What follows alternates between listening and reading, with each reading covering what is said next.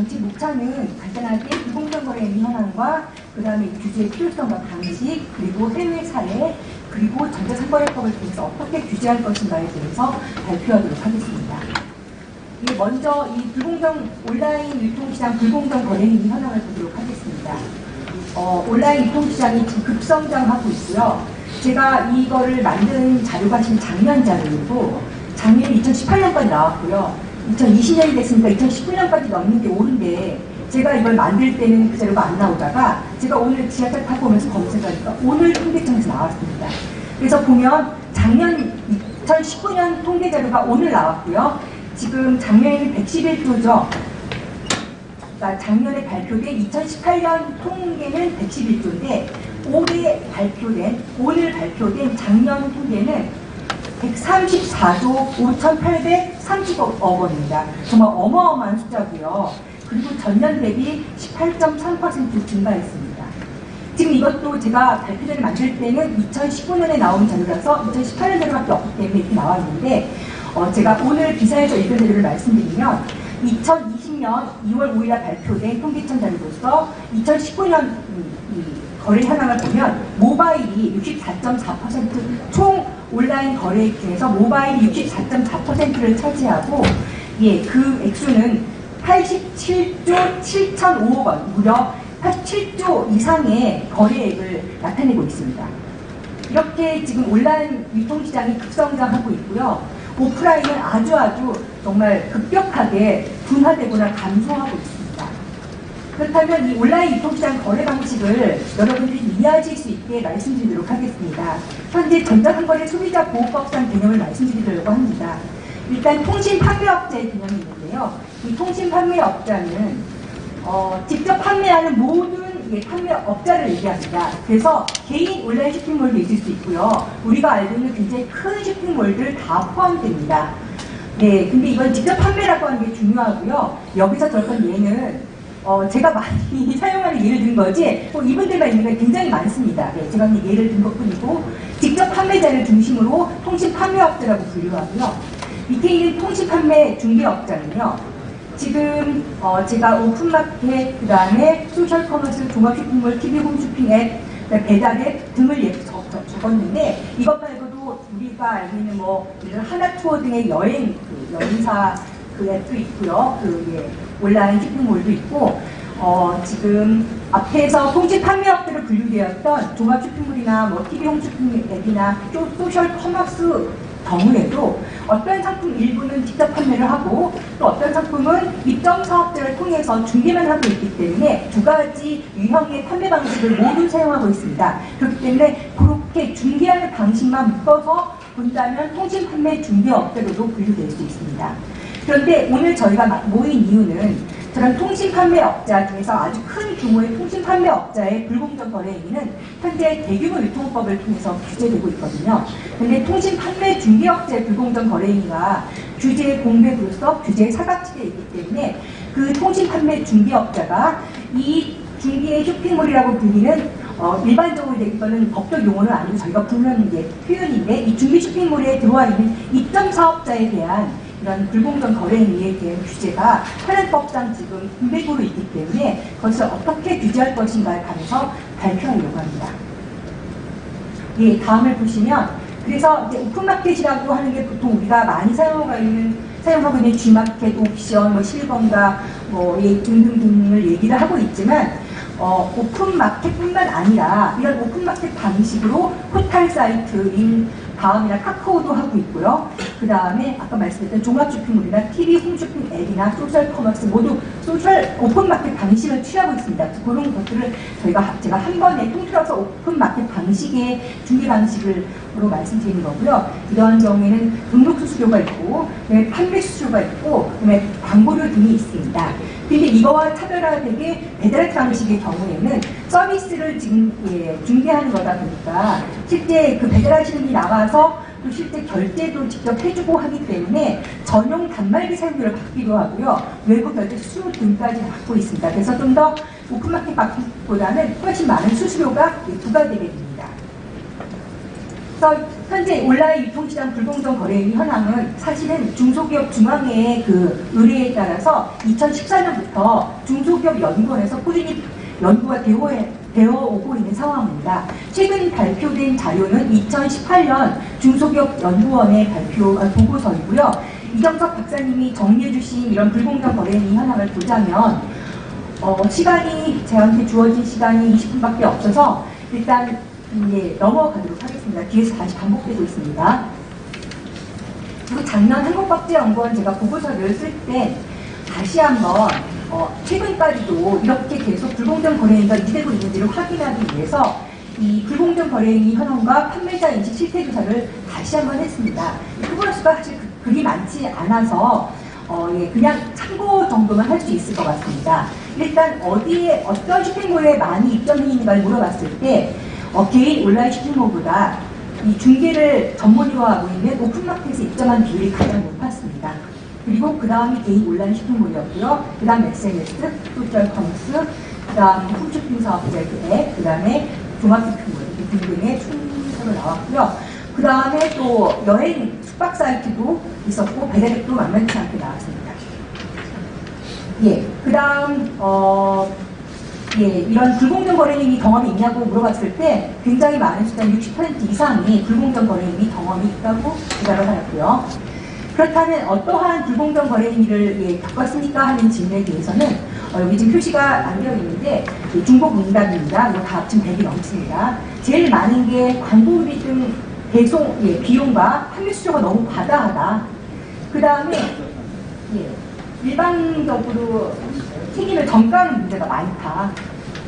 그 다음에 할인 쿠폰 수수료 등의 기준이 너무 불분명하고 어떤 분한테는 어떤 입점 사업자한테 굉장히 파격적인 조건을 주면서 또 어떤 사업자한테 굉장히 불리하게 취급을 한다 하는 대답이 있었고요. 그다음에 일방적 정산이 상당히 문제가 있다고 생각한다. 그 다음 계약서를 주지 않는다. 이런 여러 가지 대답을 하였습니다. 그렇다면 왜 이에 대해서 분쟁 해결을 의뢰하지 않습니까? 라고 물어봤더니 어차피 해봤자 해결되지 않지 않느냐 하면서 체념적으로 분쟁 해결을 의뢰하지 않는다고 대답을 하였고요. 그 다음에 또 38%는 뭐 이 정도면 제가 자꾸 넘어가지라고 대답을 했고요. 그 다음 또 이 입점 사업자다 보니까 큰 쇼핑몰과 관계가 나빠지면 영업을 할 수 없기 때문에 눈치를 보려고 못했다 이런 대답도 있었고요.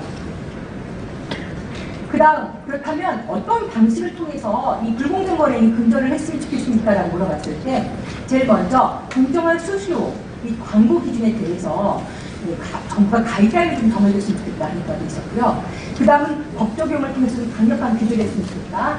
그 다음은 좀 유명한 우리가 입점을 주로 하는 그런 대규모 온라인 쇼핑몰들의 수수료를 좀 공개를 하고 광고 기준을 공개해서 우리가 혜택할 수 있도록 했으면 좋겠다. 그 다음 공정거래 조정원 등을 통해서 분쟁 해결 절차가 좀 있었으면 좋겠다. 그 다음에 우리가 좀 단체를 이제 결성을 해서 좀 협상력을 가졌으면 좋겠다. 아니면 여기까지 가는 것도 다 귀찮으니까 직접 이 대규모 온라인 쇼핑몰에서 분쟁 해결 대책을 만들어서 직접 우리한테 좀 공정하게 분쟁 해결을 해줬으면 좋겠다. 이런 응답이 있었습니다. 그렇다면 앞서서도 제가 현황을 말씀드렸기 때문에 규제의 필요성은 이미 사실 입증된 거나 마찬가지로 할 수 있지만 제가 조금 더 발표를 통해서 말씀드리도록 하겠습니다. 왜 규제가 필요한가? 일단 앞에서 봤던 것처럼 온라인 쇼핑몰에 대한 의존도가 너무너무 증가하고 있고요. 그래서 온라인 쇼핑몰을 통하지 않은 중소 판매자들은 판매를 할 수가 없습니다. 게다가 직접 온라인 쇼핑몰을 구축하는 비용이 어마어마하게 많이 들고요. 구축을 해본 다음에도 홍보가 안 되기 때문에 실제로 우리 소비자들이 직접 접촉하는 경우가 거의 없습니다. 그렇다 보니까 어쩔 수 없이 큰 쇼핑몰을 통해서 중개 쇼핑몰을 통해서 입점할 수밖에 없는 게 중소 상공인들의 현실입니다. 앞에서 봤던 것처럼 이 불공정 거래행위 경험 비율이 상당히 높고요. 오픈마켓에 입점하는 비율이 굉장히 높았습니다. 그리고 앞에서 봤던 것처럼 광고비, 판매 수수료 가다 같은 것이 굉장히 높이 나왔습니다. 일방적 책임 전가, 그다음에 이런 기준 같은 게 불분명하고, 그다음에 차별적 취급을 한다는 것, 일방적 정산 절차, 아까 살펴본 것과 같습니다. 이건 제가 통계 자료를 좀 자세히 볼 수 있도록 채워놓은 거고요. 그 다음에 이거는 저희 한국만의 문제가 아닙니다. 작년에 2019년 2월에 발표된 OECD 보고서에서는요. 이렇게 통신 판매 중개업자, 거기선 뭐라고 쓰고 있냐면 중개 플랫폼이라고 쓰고 있습니다. 중개 플랫폼의 독과점이 너무 강하기 때문에 시장 지배력이 증가돼서 많은 이런 불공정 거래가 일어나고 있다. 이된 규제 필요성이 강력히 요청된다고 하는 보고서를 발표를 하였습니다. 그래서 그 내용, 중심적인 내용을 잠깐 살펴보면요. 피라미드의 바닥부터 보도록 하겠습니다. 먼저 다량의 거래를 동시다발적으로 매개함으로써 소비자의 선호 정보인 가격 및 상품에 대한 선호와 수요 패턴을 빅데이터 수준으로 집적을 하고 있습니다. 이 중개 쇼핑몰들이. 그 다음에 양면 시장의 매개자, 즉 이렇게 입점 사업자와 계약 관계는 공급에서의 시장이 될 수 있고요. 또 소비자의 관계에서는 수요 측면에서 시장이 될 수 있으니까 양면 시장이라고 할 수 있는데, 이 양면 시장의 매개자로서 이런 통신 판매 중개업자는 입점 사업자의 정보와 소비자의 정보를 둘 다 공유하고 있습니다. 그리고 마지막으로 소비자가 많이 이용하는 중개 플랫폼을 통하지 않으면 이런 중소상공인인 입점 사업자는 판매를 할 수 없기 때문에 이건 아예 필수 불가결한 통로로 작용하고 있다. 이렇게 정보를 독점하고 있기 때문에 이런 시장 지배력에 대해서 그다음에 불공정 경영에 대해서 규제가 필요하다고 하는 보고서가 발표가 있습니다. 예. 그리고 현재 공정거래법으로 규제가 가능한데 못하면 이렇게 특별법을 자꾸 만들려고 하냐는 반론이 있을 수 있습니다. 하지만 공정거래법은요, 일반 경쟁법, 일반법이기 때문에 우리나라에 존재하는 모든 산업에 대해서 개입을 해야 합니다. 그렇기 때문에 공정거래위원회의 인력도 한정되어 있고, 예, 뭐 특별히 온라인 쇼핑몰만 맨날 들여다볼 수가 없는 거죠. 집행 빈도가 상당히 낮다는 한계가 있습니다. 그리고 지금 아까 이렇게 나와 있는 그런 중소상공인들의 요구는요, 나중에 봤던 2018년 이정섭 박사님, 중소기업연구원 이정섭 박사님의 그 보고서에 나와 있는 그런 대안들인데, 중소상공인들의 요구인데요. 온라인 옴부즈만들을 사전적으로 도입을 해서 방지를 하자. 그 다음에 사후적으로는 분쟁조정 협의회를 좀 두자. 그 다음에 할인 쿠폰 사용 가이드라인을 작성하자. 그 다음에 명확한 지표를 기준으로 한 제품을 배열하자. 즉 상품을 배열함에 있어서 굉장히 중요한 게 되는데 도대체 어떤 기준으로 상품 배열되는지 잘 모르겠다. 그 다음에 수수료율 같은 것들, 수수료 구조와 투명한 정산 절차, 내역, 투명한 정산 절차를 통해서 정산 내역을 공개하자. 이런 것들은 공정거래법에 특별히 온라인 쇼핑몰을 위해서 쓸 수 있는 내용들이 아닙니다. 그렇기 때문에 좀 특별법적 규제를 통해서 그 산업에 적합한 이런 방안이 들어가야 되기 때문에 저는 공정거래법은 한계가 있다고 생각합니다. 그렇다면 대규모 유통업법은 어떠냐 하는 말씀이 나올 수 있는데요. 현재 대규모 유통업법을 통해서 사실 규제되고 있는 측면이 있는데 그건 통신판매 중개업자는 아닙니다. 잠깐 보도록 하겠습니다. 이 대규모 유통업법은요, 그 제정 배경이 백화점이나 대형마트 같은 오프라인 대형 유통업체 거래 상대방 및 납품업자나 매장 임차인에 대한 불공정 거래 행위를 규제하기 위해서 제정이 되었습니다. 그러다 보니까 그 적용 요건이요, 직전 사업연도 소매업종 매출액이 1천억 원 이상이라고 하는 그런 요건이 또 있고, 그 다음에 하다 보니까 그 직접 판매자인 대규모 통신 판매업자는 사실 백화점이나 이런 대형마트 같은 오프라인 유통업체가 아니라 할지라도 직접 납품업자를 통해서 물건을 받아와서 소비자한테 직접 판매를 하고 있기 때문에, 예를 들어서 우리가 잘 알고 있는 뭐 쿠팡이나 티몬 등의 그 소셜 커머스들이 다 직접 물건을 받아와서 이렇게 공급하는 그런 측면도 있거든요. 일부는 그렇게 하고 있습니다. 그런 측면에서는 이것이 백화점과 다를 바가 없다고 해서 이런 경우에 대규모 그 유통업법상 소비자가 사용하는 상품을 다수 사업자로부터 납품받아 판매하는 사업자로서 이렇게 규제 대상이 되고 있습니다. 하지만 아까 말씀드렸던 대규모 중개 쇼핑몰, 즉 통신판매 중개업자의 경우에는요, 직접 납품업자한테 납품받아서 소비자한테 주는 그런 게 아니라 중개를 담당하고 있기 때문에 이것은 대규모 유통업법상에 이런 납품을 받아 소비자한테 직접 공급하는 사업들을 볼 수는 없기 때문에 규제의 공백이 발생하고 있습니다. 그렇기 때문에 앞에서 제가 말씀드렸던 많은 중개 쇼핑몰들이 규제를 받고 있지 않은 것이 현실입니다. 그래서 지금 대규모 유통업법상에 서면 실태조사 규정이 있는데요. 이 경우에 공정거래위원회는 직접 판매 방식을 취하고 있는 일부 몇 개 판매업자에 대해서만 이렇게 서면 실태조사에 포함시켜서 하였고요. 많은 우리가 정말 일반적으로 많이 거래하고 있는 이 중개 쇼핑몰들은 이 통신판매 중개업자로서 대규모유통업법에 적용을 받지 않아서 서면실태조사에 들어가지 못했습니다. 그리고 여기 지금 제가 쓰지는 못했지만 대규모유통업법 제17조가 불이익 제공 행위의 금지인데요. 그 경우에 좀 많은 불공정 거래를 규제할 수 있는 조문인데 그것 역시 통신판매 중개업자, 즉 중개 쇼핑몰에는 적용되지 않는 한계가 있습니다. 그렇다면 해외에서는 어떻게 하고 있는지 잠깐 살펴보도록 하겠습니다. 먼저 중국 전자상거래법입니다. 중국은요, 이 전자상거래가 굉장히 활발한 나라입니다. 아시겠지만 중국의 알리바바가 정말 전 세계 매출액을 자랑하고 있고 하다 보니까 2013년부터 중국은 전자상거래법을 만들려고 했어요. 근데 전자상거래 소비자보호법을 만들지 않고 전자상거래법이라고 하는 단촐한 명칭으로 2019년에 시작이 되었습니다. 이렇게 오랫동안 중국에서 전자상거래법이 이렇게 제정되게 된 배경에는요, 중국이 전자상거래가 너무 중요하다 보니까 전자상거래의 이 산업의 부흥을 막지 않은 선에서 이 법을 만들고 싶었던 거예요. 하지만 그럼에도 불구하고 마지막에 제정된 법에는요, 소비자 보호뿐만 아니라 불공정 거래는 금지 규정이 되어 있습니다. 즉, 그 전자상거래 어느 나라의 전 세계 어느 나라보다도 전자상거래 부흥을 바라고 있는 중국조차도 이 불공정 거래의 심각성을 파악을 해서 이 2019년에 제정된 이 전자상거래법에는 불공정 거래인 조항이 되어 있습니다. 보도록 하겠습니다. 먼저 구조에서 전자상거래 사업자 종류를 얘기하면서 전자상거래 플랫폼 사업자라는 개념을 두었는데 이게 바로 한국의 전자상거래 소비자보호법상의 통신판매 중개업자의 개념과 거의 같은 개념입니다. 그리고 우리는 사실 입점사업자라는 개념은 없고 통신판매 중개의뢰자라고 되어 있는데 그것을 플랫폼 내 사업자라고 해서 거의 입점사업자와 같은 의미로 쓰고 있습니다. 그리고 마지막으로 이제 직접 구축한 웹사이트라든지 기타 네트워크, 즉 SNS 같은 방송 등이 다 포함됩니다. 이런 전자상거래 사업자는 큰 쇼핑몰뿐만 아니라 개인 운영하는 작은 쇼핑몰까지 다 포함되는 그런 기타의 개념입니다. 그리고 중국 전자상거래법은 32조에서 이렇게 그냥 내 마음대로 규칙을 만들지 말고 이런 플랫폼 내 사업자, 즉 입점 사업자와 어떤 관련된 규칙을 만들 때는 항상 거기다가 말을 하고 일방적으로 규칙을 만들지 말라 이런 내용들이 32조, 34조에 써 있습니다. 그리고 35조에서는요 실제 이 플랫폼 내 사업자에 대해서 거래라든지 거래 가격, 그 다음에 이와 관련된 여러 가지 불합리한 제한 같은 거를 하지 못하라고 하는 그런 규정이 있고요. 이 규정을 위반했을 때는 실제로 과징금을 부과받게 됩니다. 그렇다면 이유에서는 어떻게 하고 있을까요?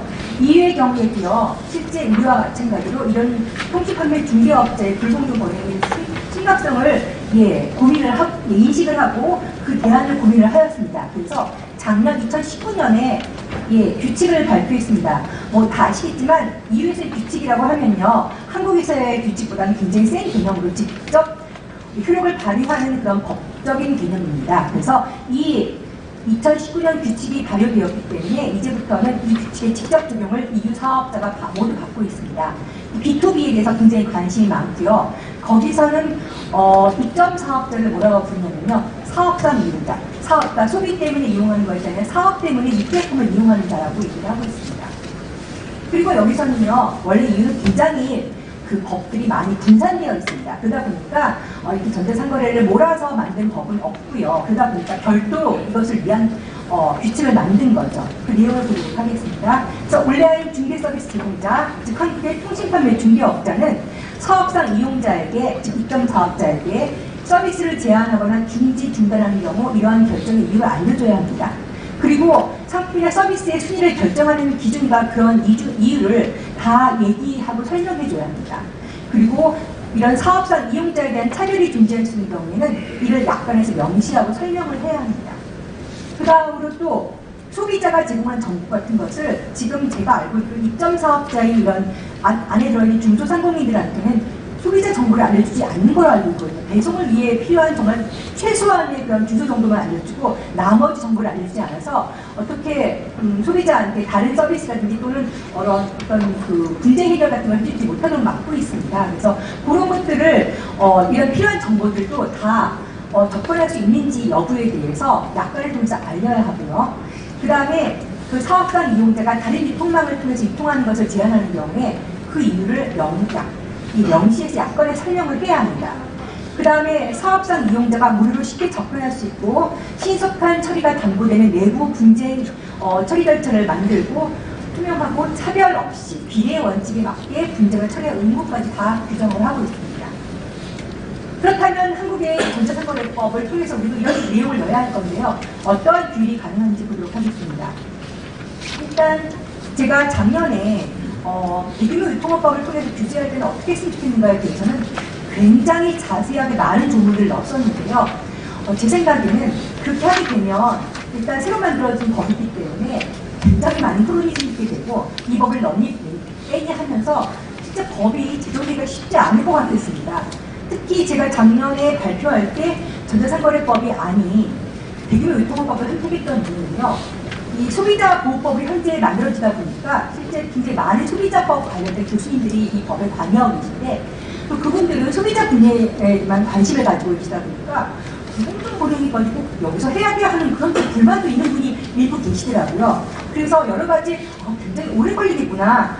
제가 보기에는 이 전자상거래법을 통해서 두 양면 시장을 둘 다 규율을 한다면 굉장히 효율적일 것 같지만 실제로 굉장히 법의 규정이 어려워지겠다. 그렇다면 차선책으로 대규모 유통법을 가는 게 어떻겠냐 싶어서 제가 작년에 그런 발표를 했지만 이렇게 지금 높은 이현실에서 이렇게 빨리 만약 발휘해 주신다면 정말 제가 원래 생각했던 이상적인 모델인 전자상거래법으로 가는 것이 옳다고 생각합니다. 예, 전자상거래 소비자보호법의 제명에서 소비자자를 빼고요. 중국처럼 전자상거래법으로 만든 다음에 소비자 보호와 불공정 거래인 금지를 동시에 달성한다는 목적을 명시를 하고 이렇게 하면 좋을 것 같습니다. 그리고 대기업 통신 판매 중개업자의 서면 계약 체결 의무와 계약서 교부 의무를 명시할 필요가 있습니다. 앞에서 EU 규칙에서 봤던 것처럼요.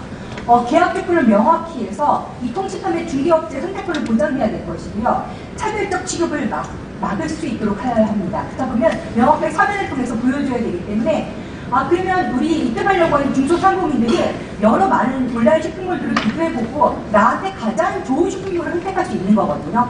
즉 이런 대규모 쇼핑몰 가지고 경쟁이 생기기 때문에 함부로 쓸데없이 이렇게 수수료를 올릴 수는 없다고 생각합니다. 그리고 만약에 정말 모든 쇼핑몰이 똑같은 수수료를 가지고 있다면 그것도 공정이 담합을 잡을 수도 있을 것입니다. 그 다음 통신판매 중개 의뢰자의 서비스를 제한하거나 중단할 수 있는 경우에는 함부로 자의적으로 하지 못하게 왜 그런지 다 계약서에 명시하도록 했으면 좋겠습니다. 그리고 이렇게 상품이나 서비스의 게시 순위가 굉장히 소비자한테 결정적인 영향을 미치는데 그 기준과 이유가 무엇인지를 명시를 하고요. 분명히 합리적인 방법으로 명시를 하지 않는다면 그 온라인 쇼핑몰은 중소상공인이 선택하지 않을 것입니다. 그리고 차별이 존재한다면 왜 차별하는지에 대해서 정확하게 계약서에 명시를 해야 될 것이고요. 그리고 합리적 차별이어야 될 것입니다. 그 다음에 소비자의 정보 제공, 소비자 이용 정보에 대해서 통신판매 중개업체도 접근할 수 있는 건지, 어디까지 접근할 수 있는 건지에 대해서 계약서에 명시했으면 좋겠습니다. 그 다음, 당연히 대금 정산 의무가 명시되어야 할 것이고요. 하지만 저는 약간 대금 정산 의무의 경우에는요, 무조건 트레이닝의 정산하여라가 아니라, 예를 들어서 전자상거래 소비자 보호법의 그 규정을 개정을 해서 소비자 보호와 불공정 거래인의 보호를 동시하는 거다 보니까 예를 들어서 명백하게 소비자 분쟁이 발생해서 이 돈은 소비자한테 반환돼야 될 돈이지 이분한테 정산돼야 될 돈이 아닌 경우에는 일정 부분 대금이 이제 지연될 수 있다고 저는 생각합니다. 분쟁 해결될 때까지. 그리고 그 다음에 배타적 거래 강요라든지 경제적 이익 제공 강요, 손해배상 책임의 전가, 불이익 제공 금지 같은 것은 가장 기본적인 내용이니까 법상 규정되어야 할 내용이라고 생각합니다. 그리고 다른 특별법들과 마찬가지로 보복조치 금지에 대해서는 당연히 명시해야 될 것이고요. 서열 실태 조사할 수 있도록 근거 조항을 두어야 할 것입니다. 그리고 앞에서 살펴보았던 것처럼 이런 분쟁 조정 협의가 굉장히 중요한 기능을 발휘할 수 있기 때문에 공정거래 조정하는 등을 통해서 분쟁 조정을 할 수 있도록 하는 협의회를 설치해야 될 것이고 나머지 시장 조치에 대한 인도조정도 필요할 것입니다. 장기적으로는요, 저는 이것뿐만 아니라 현재 대규모 유통업법에서 직접 판매자인 통신 판매업자에 대해서 규율되고 있는 부분까지 사실은 전자상거래법에 장기적으로 오는 것이 옳다고 생각합니다. 어떠한 경우에는 이렇게 쿠팡이나 EF라든지 티몬 이런 등의 그 소셜 커머스라든지 종합규물 토탈 사업자 등은요, 굉장히 애매한 게 직접 판매하는 경우도 있고 통식 판매 중개업들 중개하는 경우가 있는데 어떤 경우는 이 두 가지 상태가 굉장히 불분명한 경우도 있거든요. 근데 그것들이 좀 같은 법에서 규율되면 더 좋을 것 같아서 그건 장기적 방안이고요. 지금 당장은 그쪽 부분, 직접 판매 부분은 대규모 유통법을 통해서 규제가 되고 있으니까 현재 당장은 급한 대로 먼저 규제 공백이 있는 통식 판매 중개업자에 대한 규정을 먼저 도입을 하고 장기적으로 좀 풀어갔으면 좋겠습니다. 이상 발표를 마치겠습니다. 감사합니다.